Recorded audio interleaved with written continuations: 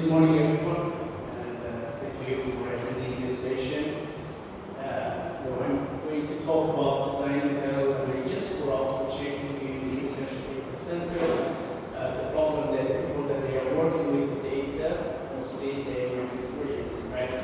So disclosure risk and output validation is the goal of this research, and after the research that was done, not only in the research level but also in the application with Ricardo Carvalho, is the PhD student of the University of Porto in Portugal, and also the campus that is my colleague, and also working at the University of Porto, the economic faculty, and I'm from the Nova University of Lisbon, the Nova IEEE.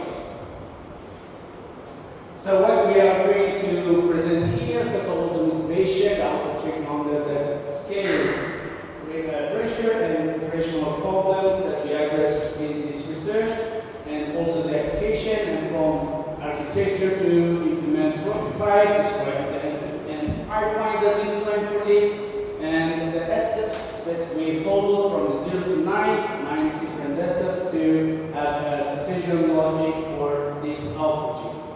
The role combination logic, the role of the LLMs that we use in this workflow, and outputs and contribution and future work that might guide some of the people here for the future work, and also might make some contributions with you for future. So the first question for you maybe to have a little bit more interactive presentation is that given your research, how many of you need the data to collect the data and do your job as a researcher or as a person that wants to do something?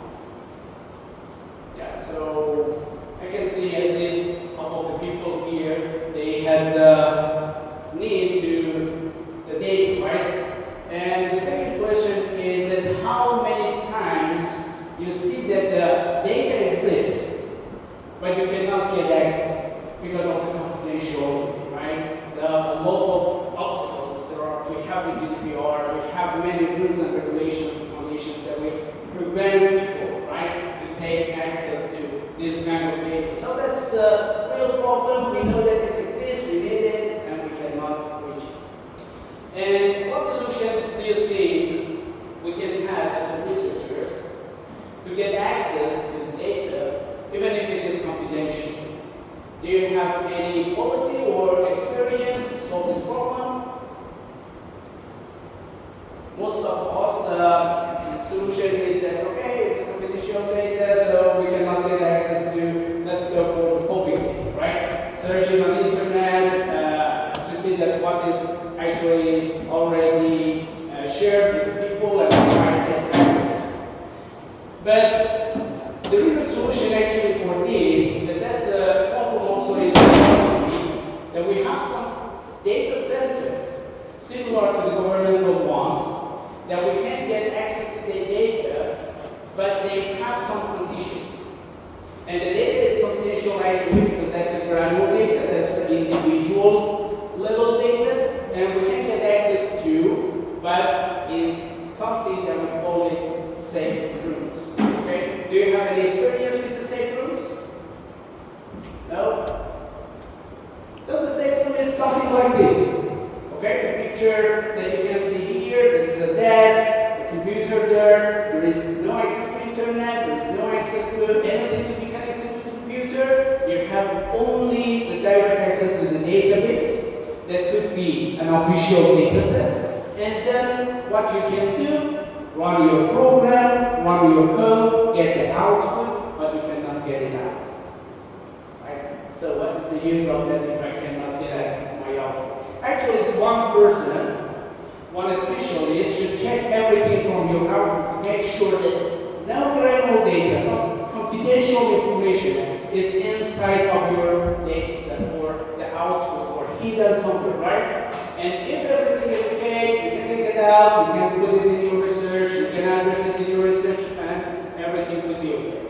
But if they find out that something is there, they prevent you to take it out of the safe, right? So you can imagine that what process might it be. if you want the code and you have a lot of like those outputs, that will be a little bit difficult to check every details that you have in your output, make sure that nothing really confidential in all of the rules and regulations that we have is inside of the output, right? So that is a very time-consuming work. A lot of people, they are allocated for this, and you can see it in the national statistics offices, you can see it in the central banks, that they have this kind of safe rooms. You can get access to the data that they already collected with the public, of course, budget, but they give access to the researchers with some restrictions, with checking all of these details.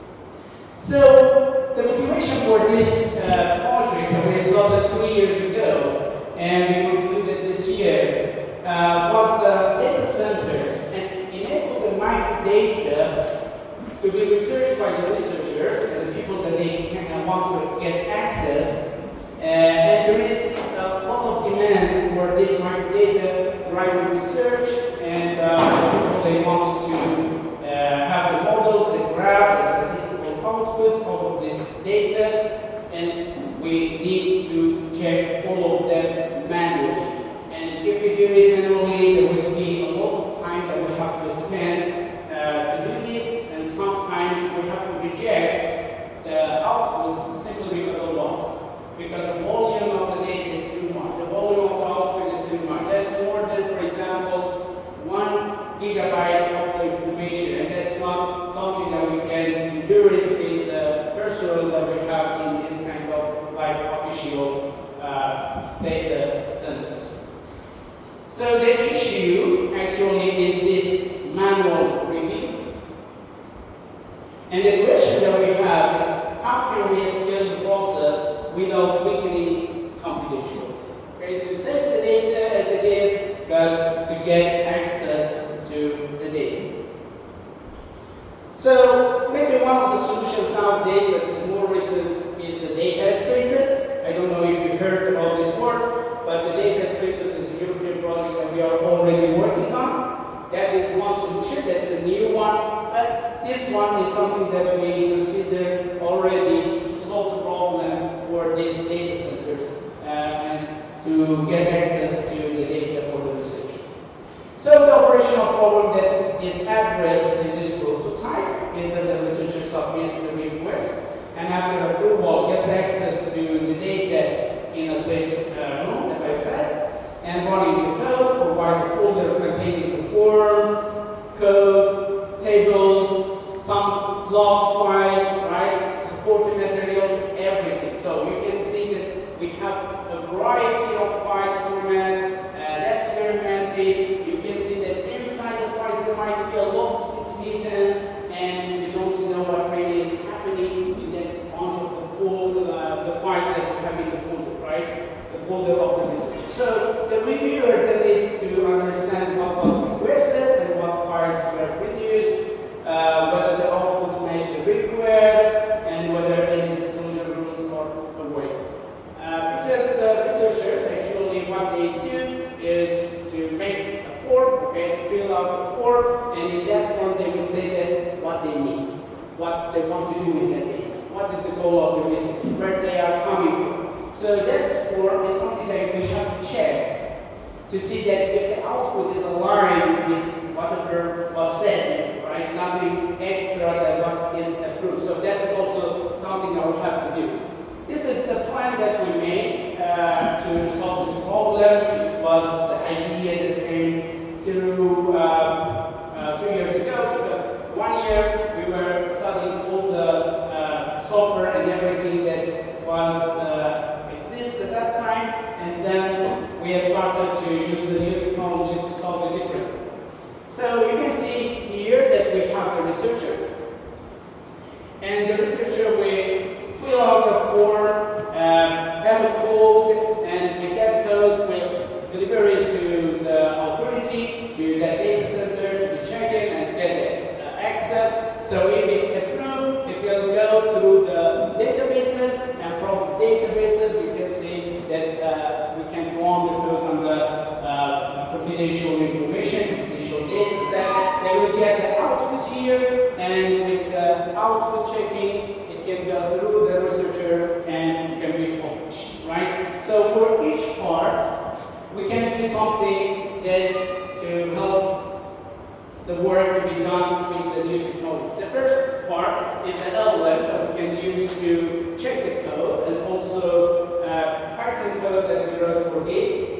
To do what? To get the code of the researcher and check everything from the primary stages, right? So from the first step, we can find out something that might be produced with that code, and it might have some confidential information, right? So that's the first parts that we do it with the LLMs, and this LLM can contribute also and communicate with the researcher. So if something wrong is in the code, it can discuss it to the researcher, it can make some kind of like suggestions, right? Some comments to the code. If it run it like this, it might get some confidential information inside, and you might be rejected to get the output, right? So go and change this one. So that's the first part. The second part is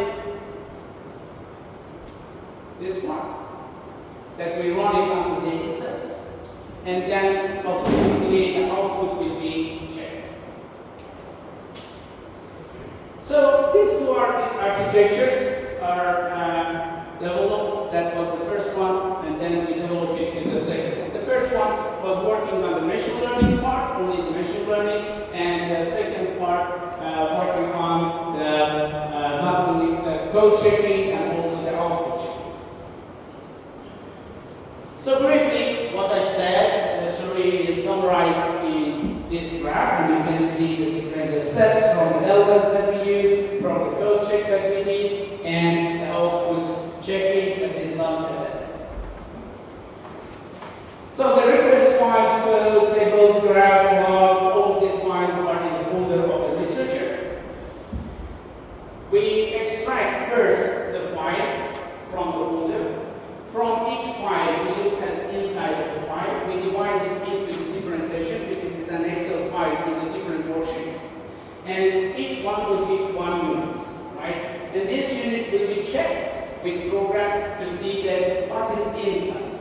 In this worksheet, we have a table, we have a graph, we have a text, and they will be divided also. So we have a table of the different information that they are included in those files, and then we use the output classifier with machine learning to classify it and see that what is happening. Also, we have 16 rules that they are coming from the rules of this official data set, GDPR, and they should be checked, and the program also will check all of these rules. And finally, the LLMs will make a report and will show it what really is happening. As the time is very short, this is the output of the machine learning algorithm, and also this for the LLMs to see that which one is working best, and this is the final output. So we have the dashboard. We can see the output of the researcher that is actually blocked because of the confidentiality of the name of the person. But anyway, this is one example, and you can see that we have the result, we have the risk, that how much risky is this output. And that is between 0 to 100%. To give the authority a little bit insight that what really is happening there. Here you can see the different risks that they are, for example, the average rule issue, how much it followed the rules, those 60 rules that I said, and how much risk we can score for this output. So that is the machine learning algorithm to give to learn from the previous outputs that we had in our database, to have an insight that this output, how much might be risky. Okay, so that's the like probability as the dependent variable of the model in the machine learning that we get out of this machine learning algorithm. And finally, this is the result. You can choose each output. It will give you that if it is safe or unsafe or under the review. And with the LLM, you will have the result, the exact part of the file that how it can be solved, and how much risky is that, and how much confidentiality is in the problem if it will be released. Okay, so complete report for each cell, for each part, to guide people to what to do in that project.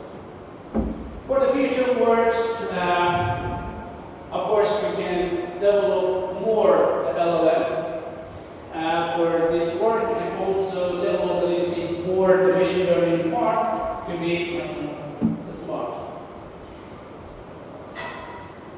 Yeah, thank you.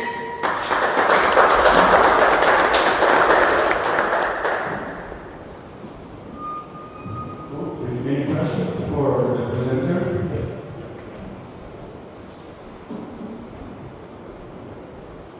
Thank you, Professor Ashofteh, for this interesting application. My question is, in 2018, we introduced the LLM to us. 2018, when the LLM was introduced to us in the scientific research community. Before the LLM, how was it easy to address the problem, and after the LLM, how it's easy to address it, and what is the future for this? That's a big game changer, actually. That's a very good question, because that's the contribution of this research. So thank you for the question. So that's the main contribution maybe for this research, because from the machine learning algorithms already exist, but we develop only with the new algorithms to make a training of the model to be fit for the text mining. But for the LLM, that was the main contribution, and that makes it's very, very easy. That's the first time that this kind of like checking is doing systematically and with automation in the world, and that's when we introduced it to the people that they did it for several years, they were very happy. So because they spent a lot of time, that was really time consuming, and they were like in the methodology part of the statistics protocol, the ENN, there were like 3 or 4 people allocated specifically for this job, for this work to do it day and night. And they can use it now, and they said that, okay, sometimes it's fully fit with what they expected, sometimes even it goes beyond of their expectation, because some, for example, samples that we had already, we could see that the program could capture something that was hidden even from the human eyes, and from the experts that they were in that field for 20 years, 25 years. So the eyes are the error catchers. They can see everything that is happening there by the inside. Okay? When they look at the output, they can say, there's a problem here. Even if they don't know why, but they can say, okay, there is something here, right? But even for them, the program could be very, very helpful. Okay.